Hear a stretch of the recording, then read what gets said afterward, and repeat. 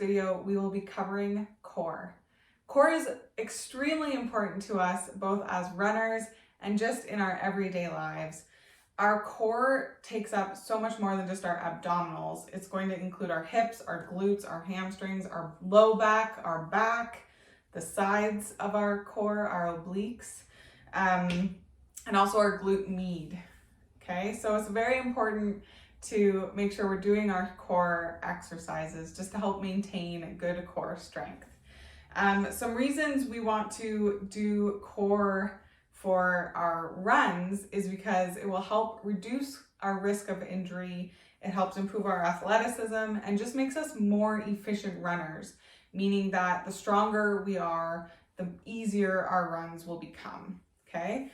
Another great reason to incorporate core into our strength routines is just in general, it typically helps us with our back pain. Obviously, back pain can be caused by something more serious, but often when we strengthen our core, because we're strengthening all the muscles, it helps our backs and our posture so that we stand a little bit taller and our backs might not be as fatigued, okay? In this video, I'm going to be demonstrating 4 core exercises that you might want to incorporate into your strength training routine. And they're going to address our entire trunk, so all the muscles that I've mentioned.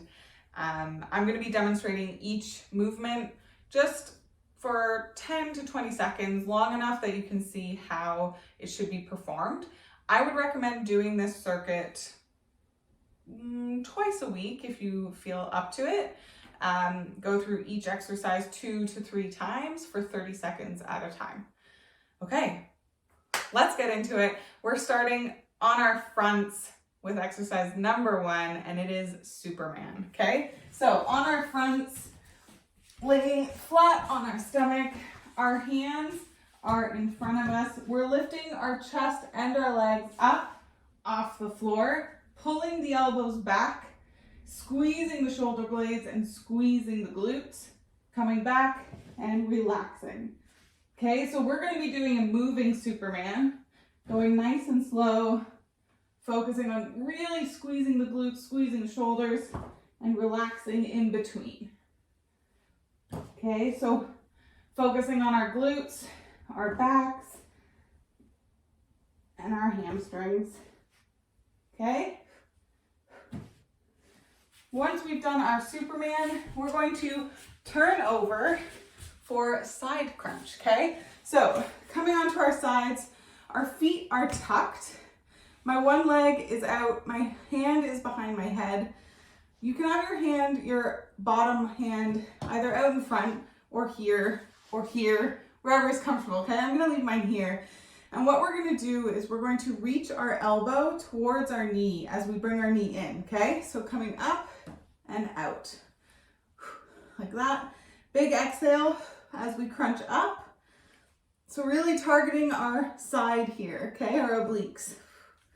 You can use this bottom arm to help push you up if you want to get a little bit higher, if you just want a little bit more support, wherever it feels best for you, okay? We'll do one side for 30 seconds, then turn, do our other side for 30 seconds. Once we've done both sides, we're going to turn onto our backs for tabletop leg press. So we are on our backs. Our legs are in tabletop, pulling the toes towards our knees, okay? We want to keep constant tension in our legs here. Thinking about pressing our backs into the floor. Our hands are going to rest against our thighs, and we're going to push as hard as we can and resist with our legs. I know it doesn't look like much, but believe me, your entire core is engaged, okay? So we're going to do tabletop leg press as a static hold for 30 seconds, focusing on your breathing, focusing on pressing your back into the floor to really engage the core.